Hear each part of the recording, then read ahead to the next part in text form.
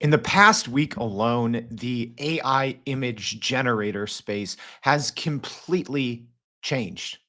If I'm being honest, I've never seen such movement in such short of a time period in one area of artificial intelligence. The past week has been wild. So, I'm going to be going over today live the new AI image generators that you won't believe. So, we're going to be talking a little bit about Flux, Ideogram 2, and Imagen 3, and some updates to Midjourney. All right. I'm excited for today's episode because I think AI images are going to impact us all much more than we think. And maybe when you first saw an AI image, maybe a year or two ago, you kind of laughed.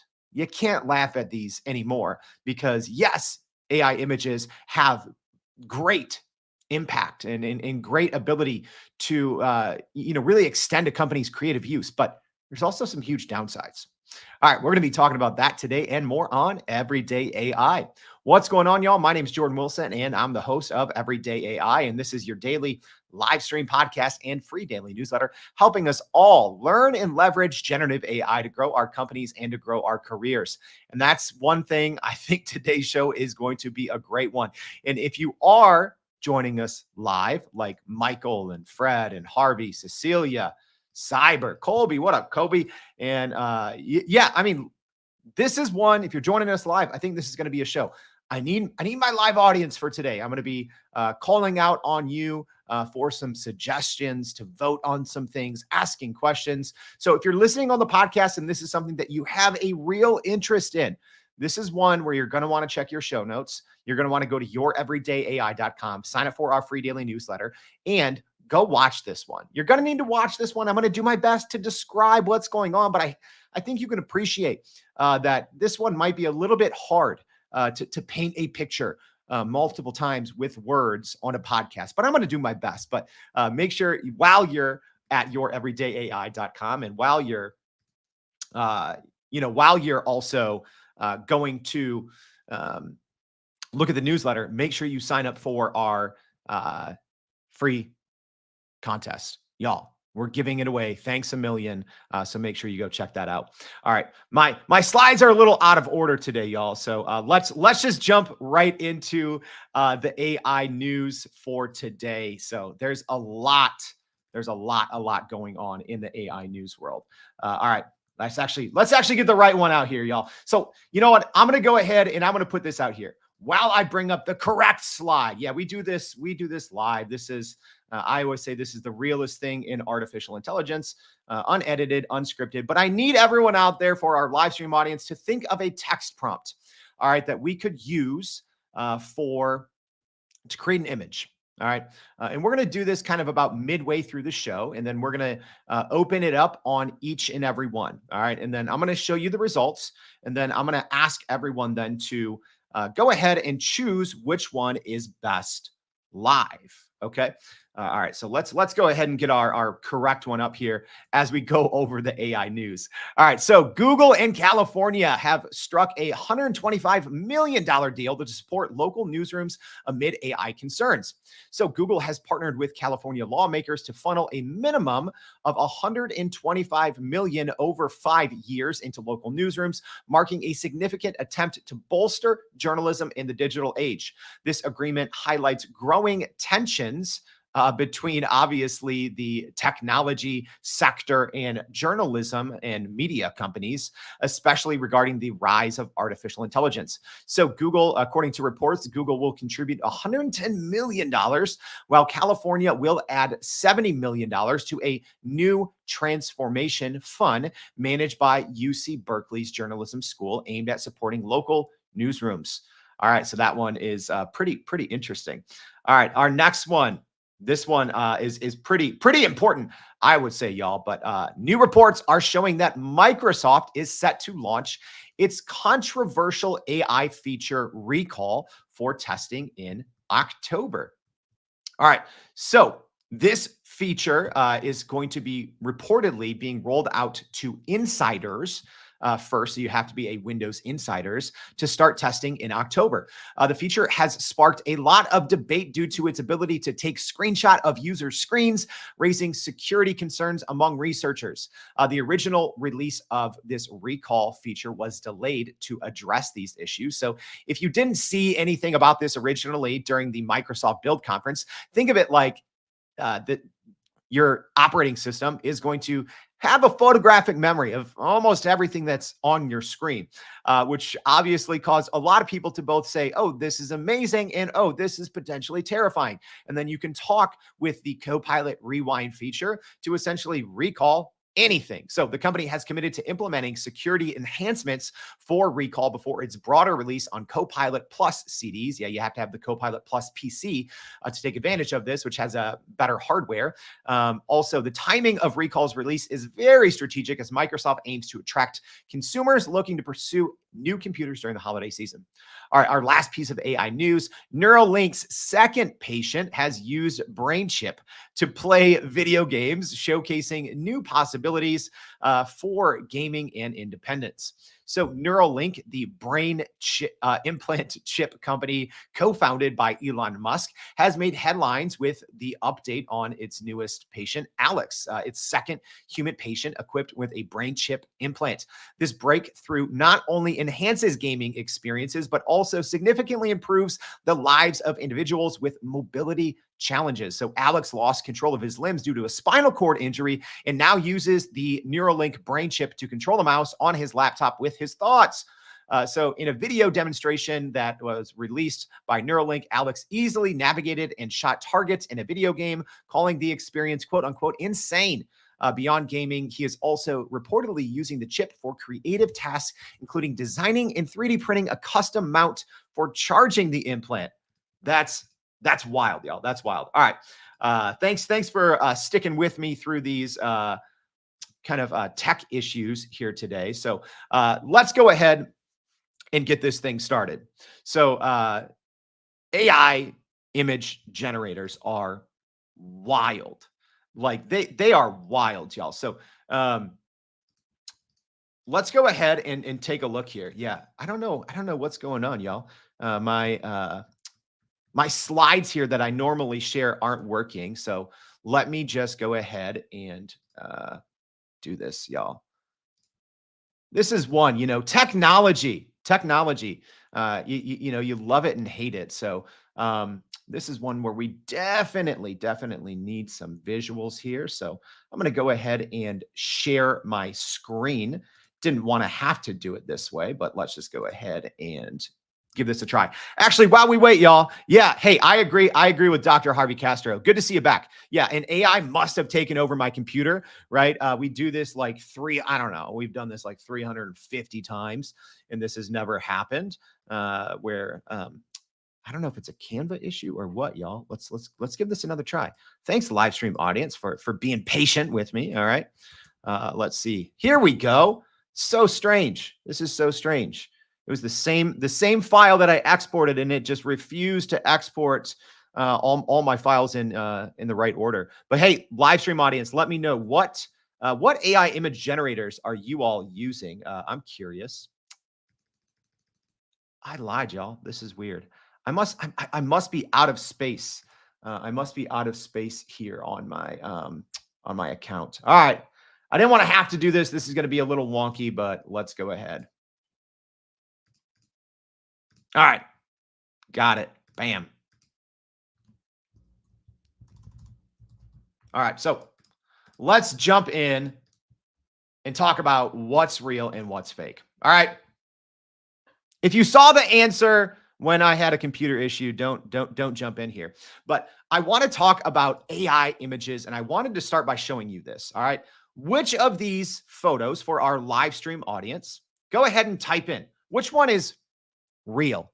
It might be more than one, but at least one of these is real. So go ahead and type in your guess on which one of these four pictures is real. At least I'll tell you this, at least one of them is, maybe more than one.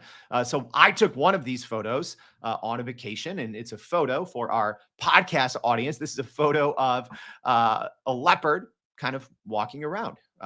Hey, if I ever get rich and retire early, this is what I'm going to do. I'm going to go on Safari. I'm going to take people out, show them how to shoot photos, right? And that's also very important for today's episode because I've taken about more than 1 million photos, right? So I used to do photography semi-professionally. I have like 4 DSLRs, sitting here in my closet somewhere, full frame. Yeah, expensive hobby, right? So one of these, at least one of these, is real. All right. So I'm curious. Everyone get your guess in. So, Harvey says 3, Cecilia says 3 and 4, Brian says 3. It looks like the leader so far is people think number 3 is real. So I have 4 different photos. Some of them are AI generated. At least one of them is real. Fred says 1 and 4. Harvey says 3. Let's see. Cyber here says 4. All right. So Colby says 1, 3, and 4. Cecilia says 2. All right. So I'll tell you this, y'all. The one with the most votes, number 3, is AI generated. All right. So I think the second most votes, you guys got it right. But that just goes to show you, y'all. I mean, let's look. All right. So we have Ideogram 2, Midjourney, Imagen 3, and then the real one. So even our live stream audience, who I would say that you all are probably much more in tune with everything that's going on in the AI world than the average person out there, right? For our live stream audience, I just shouted you all out. I know most of y'all have been around for a year plus, right? You've seen these tools. You've been able to talk with the experts who are creating AI. And even you all were confused. If I'm being honest, I was up really late making this presentation last night. And even I was starting to get confused. I'm like, wait, which one did I take? Right? I took the photo and I forgot which one is real. All right. So yeah, are you guys stumped there? So let's talk about first, what is an AI image? Okay. Because that's extremely important. So AI image generators and AI images, well, you create images from text description using artificial intelligence. I want to start with a basic definition, okay?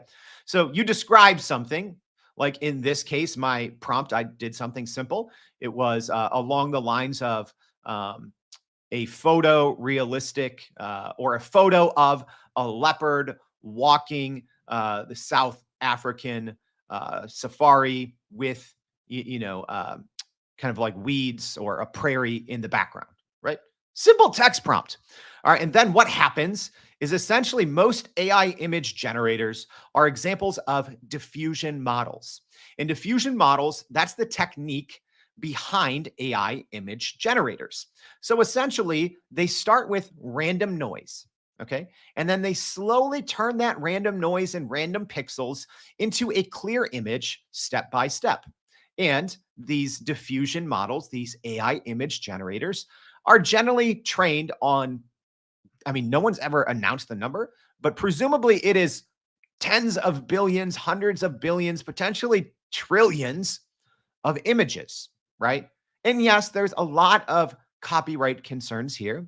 A lot of the bigger names in this space, such as Midjourney, have gotten some lawsuits already for allegedly, using copyrighted work. Let's just be honest. Most AI image generators and most AI companies in general train on the open internet, whether they have access to that information to train their models on or not. And I think, I've talked about this plenty. There's going to be a lot of lawsuits settling out what is copyright, what is IP, right? But that's not what today's show is. So that is how AI image generators or, these kind of diffusion models work. So like Midjourney, like Ideogram, like Imagen 3, like DALL-E, like Stable Diffusion. Maybe you've heard of these names. Okay. So essentially you put in a text input. The diffusion model just kind of starts with noise and then it turns that into an image based on all of its training, right? All these billions of photos where a human starts labeling them and they said, oh, this is a leopard, this is a cheetah, This is a lion, right? This is a South African, landscape. This is a Brazilian landscape, right? So all of these things, your words mean a lot when it comes to working with these diffusion models, right? You can swap out one simple word and get very different photos. All right. And then you eventually get a final product. Okay. And we're going to get into now the king of the hill. All right. So the king of the hill here is Midjourney. Well, they were. So I started at the top of the show talking about how much things have changed this week. They've changed exponentially. Okay. Uh, like, let's just talk. Let's just talk here. In the last week alone, I think Midjourney has maybe lost its spot on the top of the hill. All right. But we're gonna figure that out live here, right? As long as you guys stick with me through my tech issues. But Midjourney was the king of the hill, but I don't think they necessarily are anymore. Okay. Because but also we have to go ahead and acknowledge how much AI image generators have even grown. I talked about that at the top of the show. Maybe you saw something a year or two ago and you said, "Oh, that's cute. Oh, that's funny. That's entertaining, right?"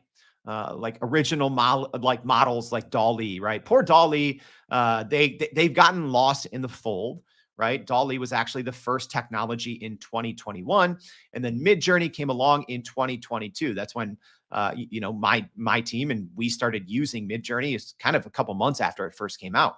And I do think, just FYI, that either Dolly or OpenAI is not out of the AI image generating game, because we've seen the capabilities of their AI video tool, Sora, which has yet to be released, can also produce images. And those images are amazing. Okay. So, but right now, kind of if we're looking at the timeline, Dolly was the first on the scene.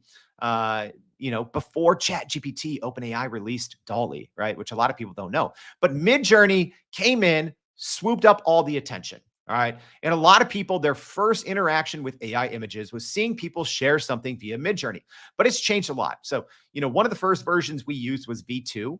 But I just, as an example, I took a V3 image, ran the same thing back to back over the course of 18 months. All right. So for our live stream audience, this was a simple prompt. All right. This was a simple prompt, something about, a man in his mid 30s, wearing Nike gear, posing in the middle of downtown Cincinnati. All right. So the image on the left is from Midjourney V3 about 18 months ago. And the image on the right was from last night. All right. And live stream audience, can I get your reaction on this so I can read it to our podcast audience? Because I don't think people are going to believe me. The first image, the one from 18 months ago, I mean, it looks, I don't know, it looks like Play-Doh, or right? It doesn't look, nothing in this photo looks remotely real, right? You're not going to fool anyone, right? You couldn't use images, I don't think, in real campaigns. You couldn't use them for your business, for blog posts, for even for mood boards, for ideas. You really couldn't, right? But look at this one. Look at this one, y'all. This one from last night in the newest version of Midjourney. This looks extremely real. You know what? If I'm pixel picking, I can stare at this image for a very long time. A very long time. The only two dead giveaways, right? The shoe here at the bottom, the right shoe is a little wider than the left, and the zipper kind of tag is maybe slightly longer than a zipper tag would be. And hey, I only know that because I've worked with Nike on and off for like 10 years, so I know what their clothes look like. But this is extremely impressive. In the growth that we've seen in AI image generators in Midjourney over the course of a year and a half, to me, it is mind-boggling. Mind-boggling. All right. So Woozy here says the first image looks like a screenshot from an early version of Grand Theft Auto. Yeah, I agree. Right. It doesn't look real. All right. Let's take another look here. Here's another example. This is simple text prompt asking for an image, an overhead shot of a famous waterfall in Iceland. All right. The one on the left obviously struggled. It looks like, I don't know, a decent painting, right? I don't even know if you'd call it decent. The one on the right, wow, right? It's beautiful. It is a very good looking photo, right? And that pains me to say. I mean, I went to Iceland. I took thousands, I don't know, probably tens of thousands of photos. Um, I didn't get one that looked like that. Obviously, if you go look at, Google Maps, this exact same instance of, the water falling into into a rift in the land, this exact one doesn't exist, right? But it's a very aesthetically pleasing, extremely real looking photo. Y'all, live stream audience, can you believe the difference here in 18 months? It's wild. All right. So here's what I need your help for live. All right. Give me a prompt. We're going to do this live. All right. Give me a prompt. And I'm going to go ahead. We're going to do this in Midjourney. So give me something somewhat descriptive. All right. And I'm going to walk everyone through what I'm doing. But then I'm going to show everyone at the end the examples. And then I'm going to want everyone to kind of just go ahead and vote and tell me which one is best. All right. So as an example, a prompt might be something like, DSLR photo of a man in his mid 30s wearing a vintage suit standing in a bustling 1920s street, cinematic lighting, or something like realistic photo of the Chicago skyline, cinematic, bright and vivid colors at sunset. All right. So I want a couple. We'll probably just do one or two because I'm already having some tech troubles here. So thanks a lot, internet and AIs coming after the Everyday AI show today.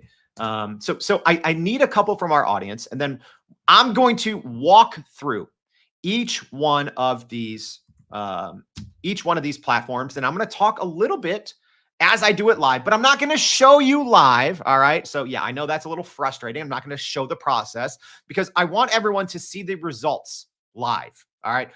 So I'm gonna walk everyone through this. All right, let's see. Someone else. All right, we got one from Harvey. All right, so thanks for that, Harvey. This one's a little long. Let's see, because I'm gonna also have to copy and paste this. So here's what Harvey said: a vibrant, colorful illustration of two hands forming a heart shape. The thumbs are positioned at the bottom. All right, that one is going to be a little tough. Let's try and get something that you might see every day. So that's kind of what I want. I can pick one out if our audience can't come up with anything. But here's what we're going to be doing. We're going to be looking at, and it can be simple, y'all. It doesn't have to be something very long. It can be a short sentence. All right, so we're going to be going over Midjourney, Ideogram. So Ideogram just released version 2. We're going to be going over Imagen. Okay. And then we're going to be going over Flux. All right. And I'm going to tell you a little bit about these image generators here as we go through them. All right. Let me just look one more time here, see if we have any good ones here. All right, here we go. I like this one, Colby. Hey, Dr. Harvey, I liked yours. It was just, I wanted to get something that a lot of people maybe have seen. All right. Have seen before. All right. So here we go. I'm going to use a version. I'm going to use a version of Colby's here. It's pretty long, but we'll try it. All right, so it's create an image of a dynamic action scene featuring a surfer riding a massive ocean wave. The perspective should be from a DSLR camera with a 70 to 200 millimeter lens. Love that lens, by the way. Capturing the subject in a crisp, detailed focus against a soft, blurred background. All right, so I'm just going to use the first half of that, Colby, because the rest, it's, to be able to read it over and over, it's going to be a lot. All right, so here's what I'm going to do, y'all. I'm going to take that prompt. All right, so, and I'm going to go into all of these different image generators, and then I'm going to show you what they produce. And then I'm going to want you to go ahead and vote on which ones you think are best. All right. So as a reminder, I'm doing this all live, y'all, and I'm gonna walk through each platform. All right. Uh, so to let everyone know, Flux is actually an open source model. It's new. It's really, I think, kind of like almost broken the internet, right? Um, so I'm using all of these different tools. All right. So we're doing Midjourney, we're doing Ideogram, we're doing Imagen 3, and then we're doing Flux via Grok. Okay. All right. So I'm saving all of these now. I'm kind of saving my favorite, and I think this is a pretty good example here. All right. So we're gonna do this one here first. All right, there we go. All right, so we have our Midjourney image. Now I'm going into Ideogram. So like I talked about, Ideogram just released yesterday an update. Okay, so now we have Ideogram 2, and Ideogram was built by Google engineers. All right, so what I'm doing now is I'm saving all these image addresses. Okay, because I don't want y'all to know which one is which. All right, there we go. Y'all, some of these, if I'm being honest, I'm very impressed by some of these. I'm very impressed. All right. Some of them, not so much. And again, these are just like examples of zero shot, right? I'm not doing anything, a lot of iterative prompting. All right. So thanks for sticking with me. All right. So now we're going to go ahead and I want you to say which one's better.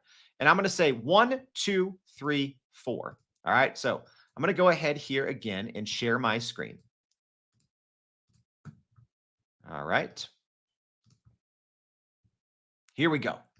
Here's our image generations. All right. Actually, don't cheat. There's actually no way for me. Let me see here. I'm trying to get rid of. All right. I can't fully get rid of it. So don't look at the small URL at the top. This is number 1. Okay. This is number 2. This is number 3. Oh no, we lost one here. We lost one, y'all. Sorry, give me a second. All right. And I want everyone's vote. I want everyone's vote. Where did we miss one? Here we go. Okay, we missed 1. There's 2. There's 3. There's 4. All right. Sorry, y'all. All right, ready? I need your votes. I need your vote. I wanted to do this live. This is one of those, y'all, where the tech issues are getting to me. All right, here we go again. Ready? Here's 1. Here's number 1. Here's number 2. Here's number 3. And here's number 4. All right. So again, this prompt came from Kobe. So thanks for that. It was create an image of a dynamic action scene featuring a surfer riding a massive ocean wave. The perspective should be from a DSLR camera with a 70 to 200 millimeter lens, capturing the subject in a crisp, detailed focus against a soft, blurred background. All right. So again, number 1. All right. Pretty good one here. We have a pretty monster wave. We have a surfer. Nothing in this one screams to me either amazing or terrible, if I'm just giving my straight feedback, but the wave looks extreme here, right? Here's number 2. This one, it looks like much more picturesque to me. It looks like, we have a sunset. To me, this screams like some Hawaii or Tahitian vibes, much more visual, I would say. Here's number 3. This one to me looks much more like action sport, right? It looks much more like something you might see out of maybe a surfing magazine. All right, and here we go for number 4. All right, so hey, my thoughts on this one. Realism is a little down. However, the colors look pretty vivid. All right, so live stream audience, what did everyone say? It's unanimous. It's unanimous. All right. Oh, it's not unanimous. Joey just broke it. But for the most part, most people are saying number 3, number 3, number 3. We got 1 vote for 2, actually. All right. So let's just go ahead. Number 1 here. This one is Midjourney. Okay. So thanks for not cheating. I think you could probably see the URLs at the top, very small. There's no other way for me to show these photos easily since I'm having issues with my slides. All right, so number one, which no one voted for, was Midjourney. Number two, this one here, which I personally love this one. This one is Ideogram. If I was voting, I probably would have said number two because I think number two is the one that probably did the best with prompt handling, with uh, following the prompt very, very well. And then so number three, which is what most people voted for, I think actually number three, when I look at it again now after seeing y'all voted for it, pretty good sense of realism, if I'm being honest, right? If you're scrolling social media, I don't think you're going to second guess that this is a real photo. It looks very good. I see no crazy AI artifacts. There's no three legs, anything like that. It's a good wave. It did follow the prompt handling very well. And then number four, this one was Flux. So the new open source model. Okay. And again, like I said, this one, it was more of a head on shot. So you get something, it looks just kind of almost like a painting. It's not, very realistic. All right. So I just want to put this out. I want to put this out there, y'all. This is not a scientific test, right? This is not a scientific test. I wanted to do something live and go over everything, but let's just go now that we're sharing, sharing everything here. I want to walk you quickly through each platform. All right. And we're going to go through this quick. But Midjourney, let's talk Midjourney first, because there's actually a lot of new things inside of Midjourney. One of the biggest things, and this was just yesterday, so this is fresh news, y'all. So now the Midjourney web interface is open to everyone. And when I say everyone, I mean literally everyone. So Midjourney, for the longest time, has not had a free plan. You cannot try the platform. Also, up until this week, not everyone could access Midjourney via the website. You had to go into Discord, which I personally didn't hate. But now Midjourney's been beta testing their new website platform where you can do all of this and work with their technology inside of the Midjourney platform. And now that's available to everyone. So I don't know how long the free trial will be around, but it's definitely worth going in there and trying it out. So I'm going to give everyone a very quick overview of the platform. So like I said, I think up until this week, it was Midjourney number one and everyone else wasn't even a close second. I don't necessarily think so anymore. So as we look through the interface here, I both hate it and love it. So now you have this kind of side panel on the right-hand side, and you can go through and see all your image generation. So here I was last night just running a couple quick generations of these leopards that we went through and some other photos. So it's a clean interface. You have to get used to it. And here's the thing, y'all. You don't have to be able to speak AI image prompting anymore to get the most out of Midjourney or other tools, right? I can literally just go up here and let's just maybe, I'm going to rerun this. Awile, sorry if I didn't get your name correctly. She gave me this one. So a photorealistic image of a beach at sunset, right? All you do, you go up there, you click enter, and then you go under create. Okay. And I will say, I only have a paid plan for Midjourney right now. I'm on the free plan for everyone else. So then when I go into create, I can click here and I can go and look at all, we don't have a ton of photos, but I don't know, tens, we at least have thousands or maybe tens of thousands of photos inside Midjourney. I can go look at all of those, but as it's updating here, it's done, right? So then I can go in and click inside these images in Midjourney, and I think they came out pretty good. So this is, a little, doesn't really look real necessarily. And then inside Midjourney, you can do a lot of different things. So I can download this. I can open it in Discord, and there's so many parameters. We're not going to get into the parameters of Midjourney, but Midjourney does kind of have, these, I'll call them like how there's coding, right? And you can put in like little lines of code if you're a developer that do certain things. Midjourney's like that. They have a lot of these what are called parameters. We're not going to get into it, but it gives you very granular control. So a lot of the granular control that you can get out of Midjourney, you can do so with parameters. But there's a lot of easy things that you can just click on, right? So I can just click on. I can do a remix. I can do a pan. I can vary certain images. So there's a lot of very easy things to do. I can rerun it. So Midjourney, I think, is a great and easy to use platform. All right, that's enough with Midjourney. I wanted to give everyone a quick overview. So now let's go to Ideogram. Okay, so Ideogram 2 is brand new. So like I said, this is built by former Google employees with plenty of big name backing. And like I said, Ideogram 2.0 was just released yesterday. And it does really well, particularly in creating images with complex text, such as logos or banners. That's something where Midjourney has traditionally struggled. It's gotten better over the last couple of months with some updates like, Midjourney 6.1. But still, I think Ideogram 2.0 is really positioned as a tool that can really work well with text. All right. And I think I'm just about out of credits, but I'll show you how easy it is. I'm going to do the same thing. Yep, I think I have one more here. So I did a full review of this new platform when it came out yesterday. This is, I think, a little more user-friendly than Midjourney because, like I said, for a lot of the things to accomplish in Midjourney, you have to kind of know some parameters. You can still accomplish a lot without any parameters, right? Just through natural language. But really to get, some of the true powers, you have to kind of speak a little bit of Midjourney. Ideogram, not so much the case, right? There's something called a magic prompt where it can make your prompt better. I don't need that. You can change the aspect ratio just by clicking. You can choose the model. I'm going to do 2.0. I love the color palette. So you can do a different color palette based on if you want a certain mood or vibe. I'm just going to click auto on this one.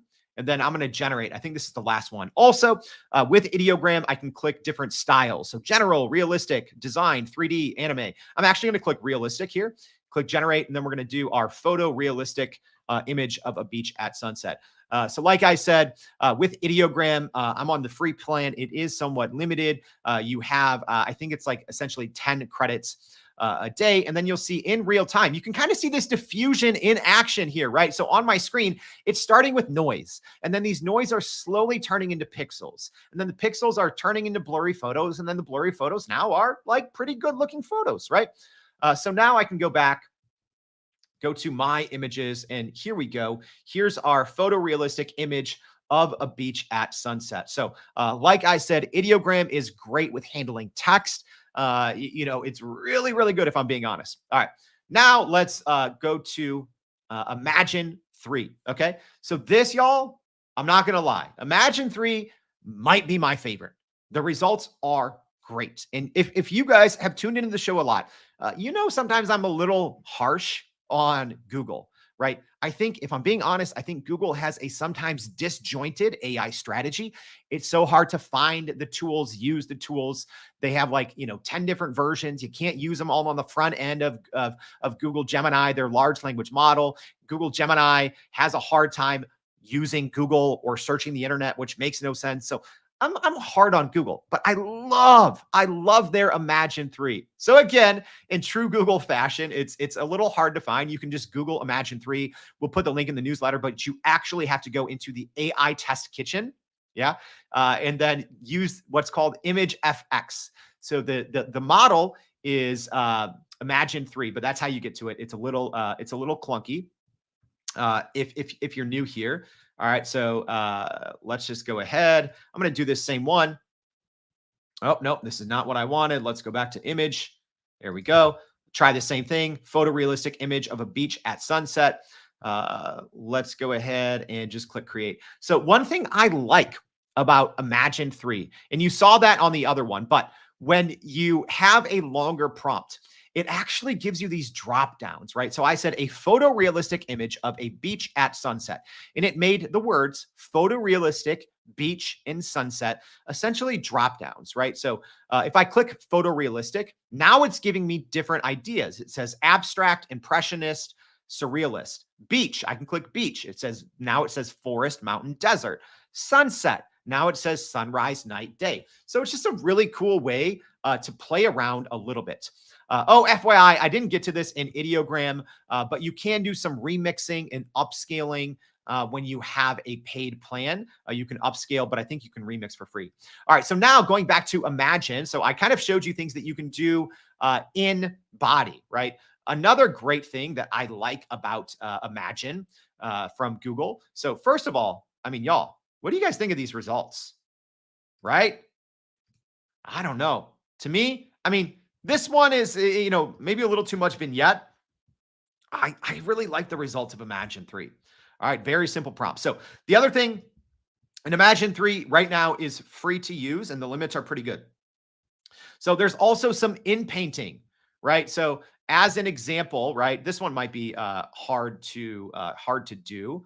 So I'm going to say, you can get a brush essentially. That's what in painting is. So I'm trying. This isn't going to turn out well because I'm doing it fast, or this isn't going to turn out good. I'm trying to paint some of the purple parts of the sky. And then you can essentially describe the change. And I'm going to say, make this part of the sky blue, right? So this might look a little wild because we have some like crisp, almost like autumn type colors in the sky here. It's kind of going top to bottom, like purplish down to like fiery orange. So blue might not do the best, but I'm just trying to do something, turning the top part of this image, which is more purplish, to something more blue. I didn't do a good job filling in all of the details, and with the brush size, I was just doing something quick. So you see, it did a pretty decent job there, right? So now we actually have a nice gradient. It goes from more of this like indigo bluish to a pinkish to a yellow orange. So it did a pretty good job there in the matter of, I don't know, a second. So I'm actually a huge fan and bullish on Imagen 3 from Google. I think this is one of those areas. It's like, oh, Google's actually crushing it here. All right, and then our last one here, we're gonna have to go into Twitter actually.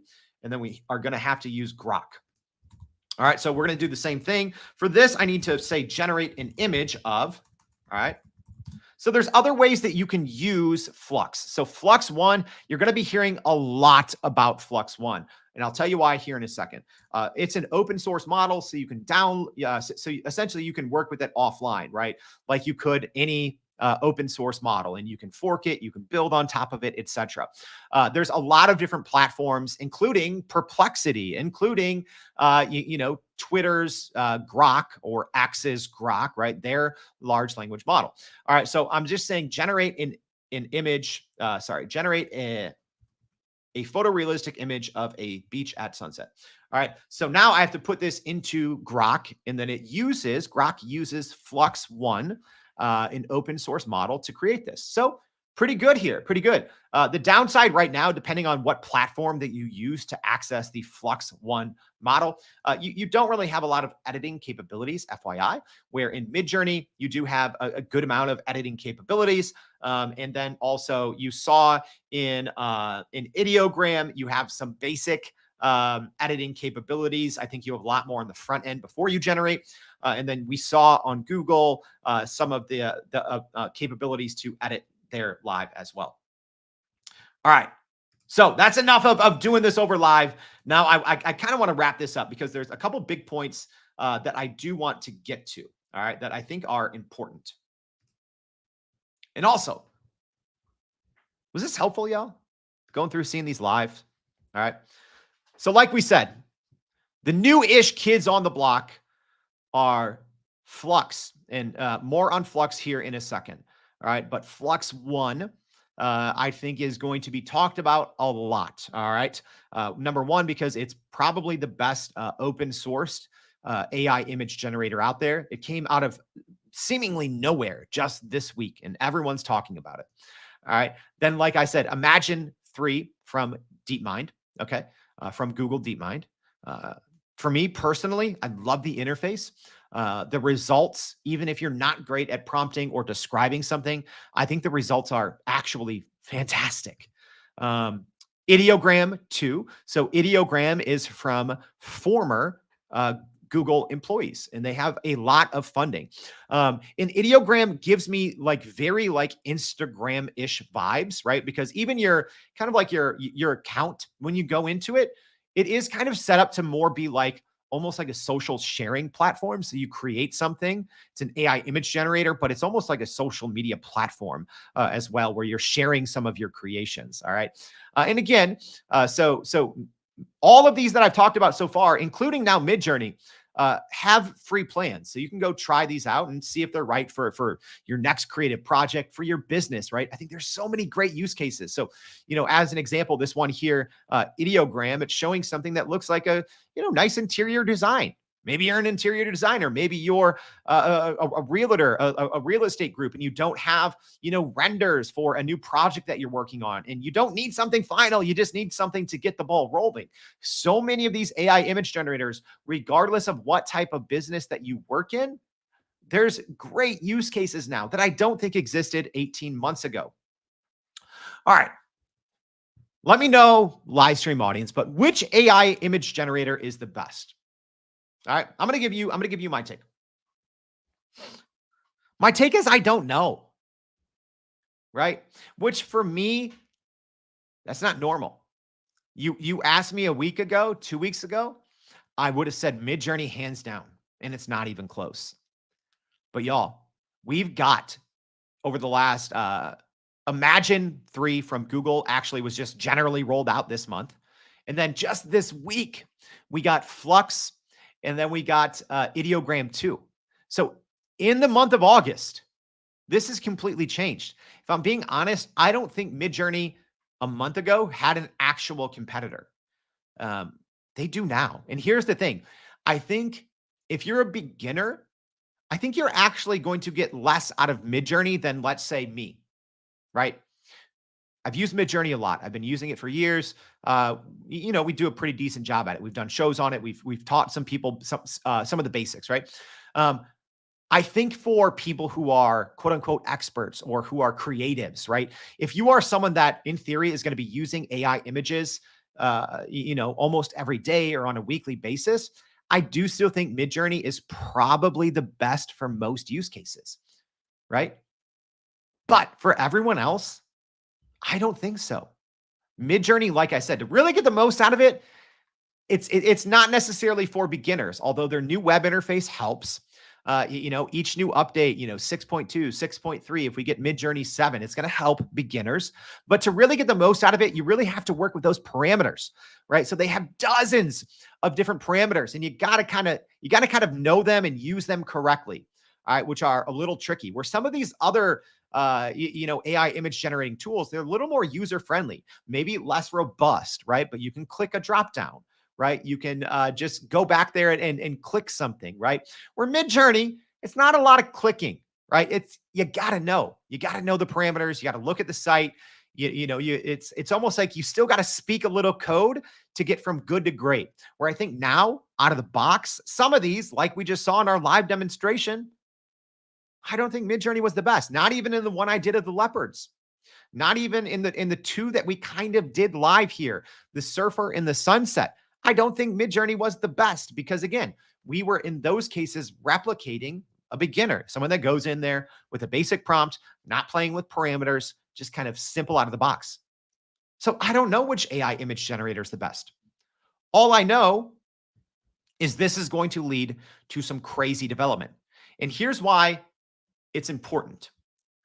Because there's pros and there's cons, right? So I talked a little bit about, imagine what your business can do, right?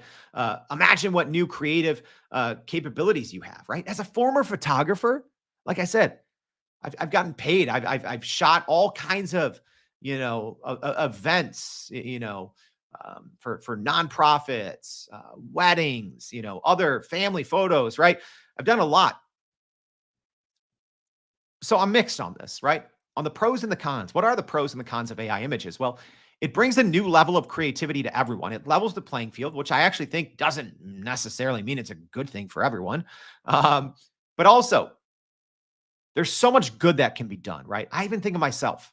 I worked in, a nonprofit for 10 years.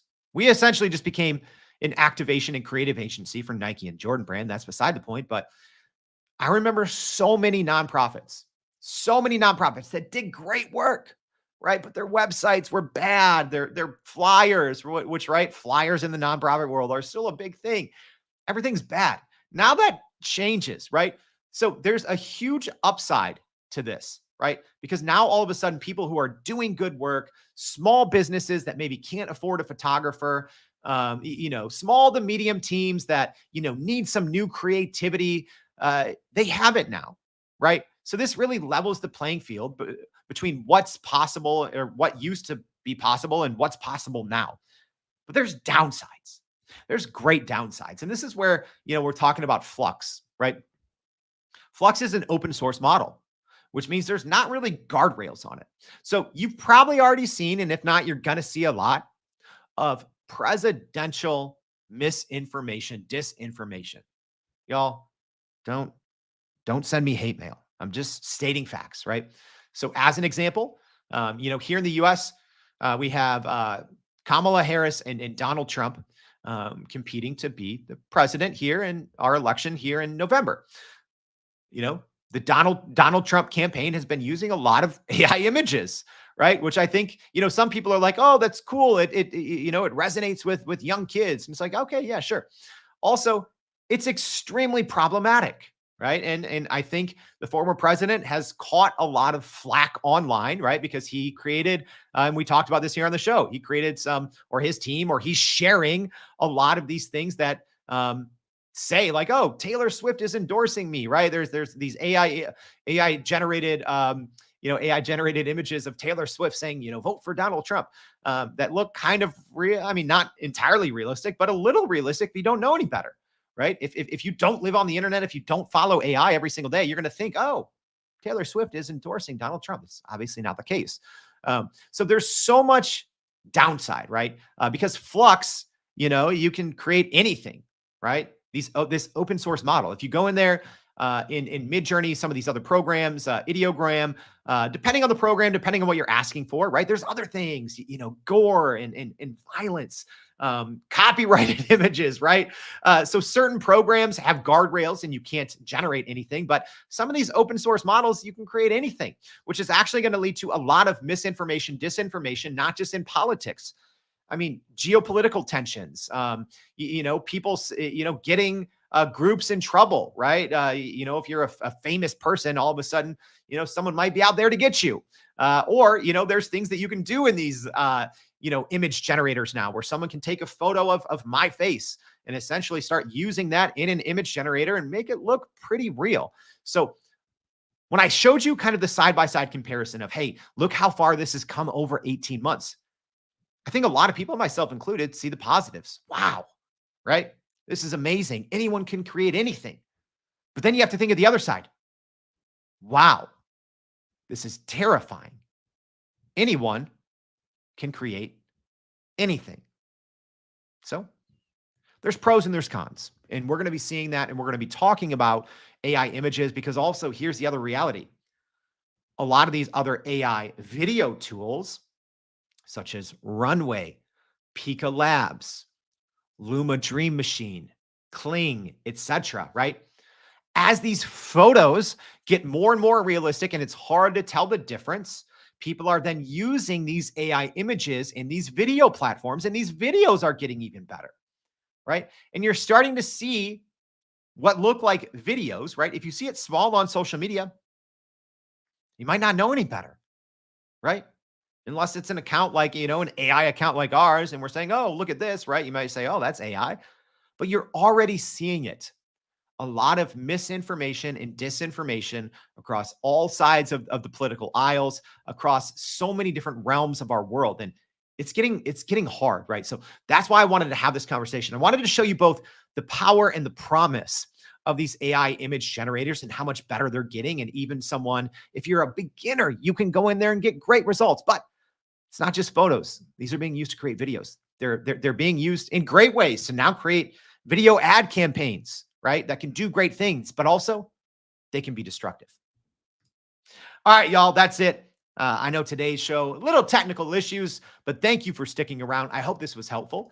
Make sure to sign up for our daily newsletter at youreverydayai.com. Join our Thanks a Million giveaway. So it's super simple. Sign up, takes 10 seconds.